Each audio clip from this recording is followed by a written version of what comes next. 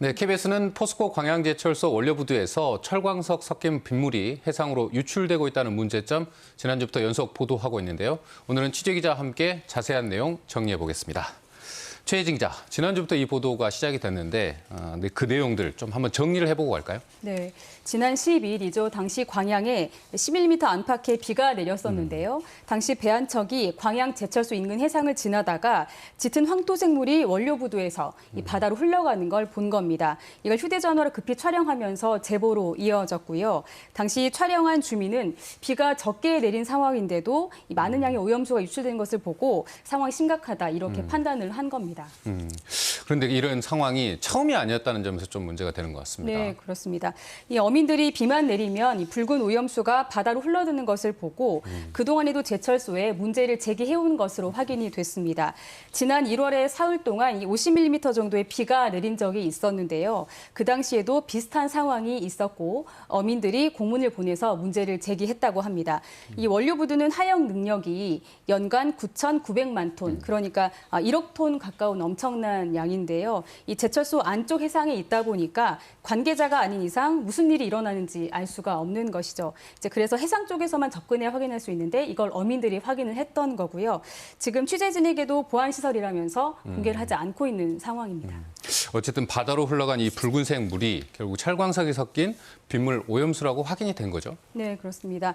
취재가 시작되자 포스코 측은 부두에 떨어진 철광석이 빗물에 씻겨서 바다로 흘러간 것이라고 곧바로 인정을 했습니다. 앞서 말씀을 드린 대로 이미 어민들이 민원을 제기했었기 때문에 문제가 될 거라는 걸 알고 있었던 것이죠. 이 철광석이나 석탄을 싣고 온 대형 선박이 원료 부두의 접안에서 하역을 하는데 이게 다 외부에 노출이 되어 있습니다. 그래서 하역하는 과정에 원자재가 해상에 바로 떨어지기도 하고요. 또 일부는 부두 바닥에 쌓여서 가루들이 빗물에 씻겨서 해상에 유출이 되고 있는 겁니다. 이 하역한 원자재는 컨베이어 벨트로 수송을 하게 되는데 이것도 모두 개방형입니다. 이 때문에 부두를 사용한 1990년대부터 사실상 무방비 상태로 바다로 흘러든 것으로 추정이 되고 있습니다.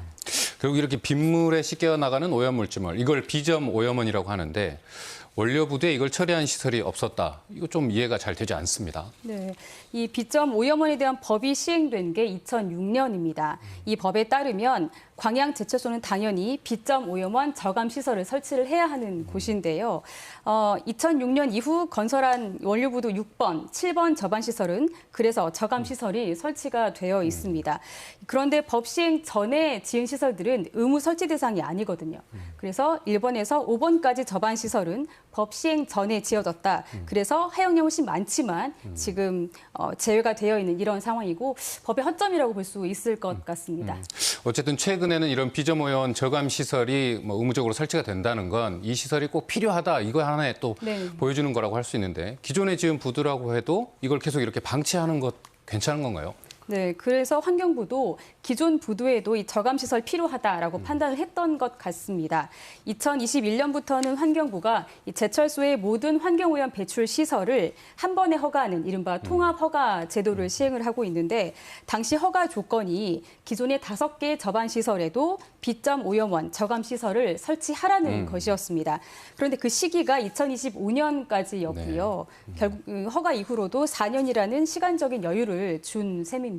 결국 그렇게 허가를 뭔가 유예하는 기간 동안 그 사이에 철광석이나 석탄이 날리고 또 바다에 유출된 이런 문제에 대한 것들에 대해서 좀 대책을 세웠어야 될 것 같은데 그런 건 전혀 없었다는 거죠? 네, 맞습니다. 그 문제가 사실 방치가 되어 있었습니다. 앞서 말씀드린 것처럼 이 지도 점검 권한은 환경부 산하 영산강유역 환경청이 가지고 있는데요. 허가 조건 이외에 어떤 조치도 없었습니다. 또 해수부도 해양 오염에 대해서 면밀하게 들여다보지 않았고 항만공사도 별다른 대책을 세우지 않았습니다. 광양시도 아무런 권한이 없다 이런 이유로 적극 나서고 있지 않은 상황이었었고요. 이 환경청은 이번에 문제가 불거진 뒤에야 좀 대책을 수립해라, 빨리 수립해라 이렇게 제철소 요구하고 있는 이런 상황입니다. 어쨌든 저희 보도가 나가고 광양제철소에 어떤 대책을 세우고 있는지 어떤 입장인지도 좀 궁금합니다. 네, 지금 제철소는 저반 시설의 이음새에서 이 철광석이 유출되는 걸 막겠다 이런 입장이고요. 그래서 오염수가 바다로 흘러들지 않도록 방지 턱을 만들고 또 배수로를 확보하겠다 이런 계획을 내놓고 있습니다. 그리고 장기적으로 이 부두의 비점 오염원 저감 시설을 설치하기 위해서 기술 검토하고 있다 이렇게 밝힌 정도입니다.